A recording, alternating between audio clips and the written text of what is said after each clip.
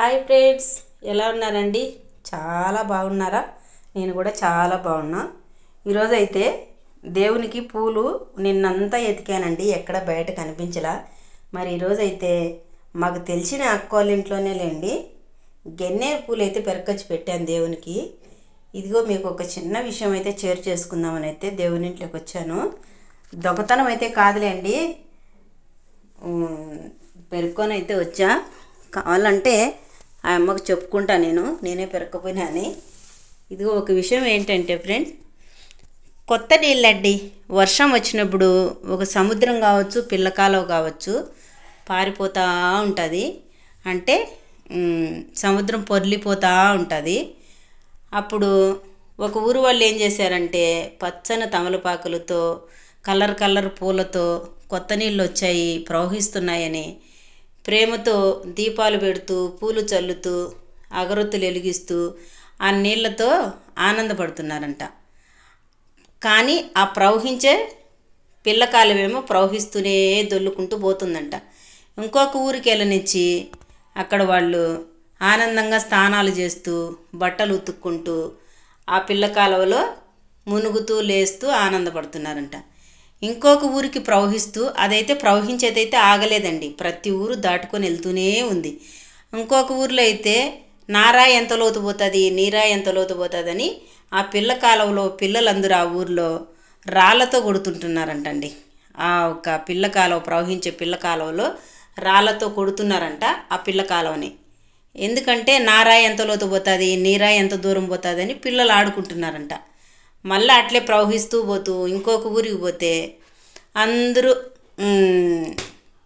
Bathroom పోయిన వాళ్ళంతా ఆ పిల్ల కాలువలో గడుక్కుంటున్నారంట. ఇంకొక ఊరికి పోతే మౌనంగా అలాగే చూస్తూ ఉన్నారంట. ఇంకొక ఊరిలో ఈ పిల్ల కాలువ మా ఊరికే వచ్చిందే అని చెప్పని రాళ్ళు రప్పలు మొన్ను అడ్డేస్తున్నారంట. దాన్ని బట్టి ఏమర్థమైందండి, మన జీవితము కూడా రాళ్ళతో కొట్టేవాళ్ళు ఉంటారు, పూలతో పూజించే వాళ్ళు ఉంటారు, పచ్చనాకులతో మాలలు వేసేవాళ్ళు ఉంటారు, రాళ్ళతో కొట్టేవాళ్ళు ఉంటారు, మన ఇల్లు ఒళ్ళు అంతా గలీజ్ చేసేవాళ్ళు ఉంటారు, దాన్ని బట్టి పూజ చేసేవాళ్ళు ఉంటారు, ఆరాధించే వాళ్ళు ఉంటారు, కొట్టేవాళ్ళు ఉంటారు. మన జీవితం కూడా అంతేనండి.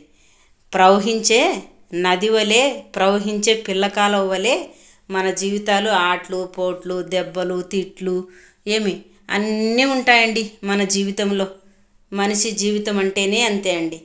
ఆ పిల్లకాలువ వలె అన్నీ సహించాలి. బాత్రూమ్ పోయినోడు వచ్చి కడుక్కుంటాడు, రాయి ఎంత లోతు పోతుందని రాళ్ళతో కొడతాడు, ఒకడు పూలేసి పూజిస్తాడు, కొంతమంది ఒక ఊర్లో ఏమో దీపాలు పెట్టి ఆరాధిస్తున్నారు, కొంతమంది పచ్చనాకులతో సంబరపడుతున్నారు, తమలపాకులు వదులుతున్నారు దీపాలు పెట్టి. అందరూ దీపాలు పెట్టి ఆరాధించాలనైతే ఏమి లేదు మన జీవితంలో. కొట్టేవాళ్ళు ఉంటారు, తిట్టేవాళ్ళు ఉంటారు, ముంచేవాళ్ళు ఉంటారు, లేపేవాళ్ళు ఉంటారు. మన ఒళ్ళు మన చేతనే గలీజ్ చేపించేవాళ్ళు కూడా ఉంటారు. అలాంటిది ప్రవహించే పిల్ల కాలువ లాంటి వాళ్ళం మన మనిషి జన్మ అంటేనే. అందుకు ఇంట్లో వాళ్ళని, బయట వాళ్ళని, మన బిడ్డలని, మన భర్తని, మన అత్త మామ, మన కుటుంబీకుల్ని, మన బంధువుల్ని అందరినీ భరించి తట్టుకొని మన జీవితం ఒక కొలిక్కి వస్తేనే మనకి అర్థం పరమార్థం. ఏమంటారు ఫ్రెండ్? పిల్ల కాలువ లాంటిదే మన మనిషి జన్మ. అది దేవుని ఇంట్లో చెప్పాలనిపించింది. ఈరోజు శుక్రవారం. మీ పూజ ఎలా జరిగిందండి? మా పూజ అయితే ఇలా జరిగింది. పూలైతే దొరకలేదు. ఏరా అమ్మోళ్ళ ఇంట్లో కోసుకొచ్చి అయితే పెట్టిన గన్నేరు పూలు. దొంగతనం అయితే కాదులేండి. ఒక వీడియోలో పూలు దొంగతనం చేసి దేవుణ్ణి పూజించుట మన పూజ వ్యర్థమని చెప్పాను. అలాగని నేనైతే దొంగతనం చేయను, అడిగే పీక్కొని వచ్చిన. ఓకేనా ఫ్రెండ్స్? బాయ్. మరి ఈ వీడియో కనుక నచ్చితే లైక్ చేయండి. మన మనిషి జనం ఏదో అర్థం చేసుకోండి. బాయ్.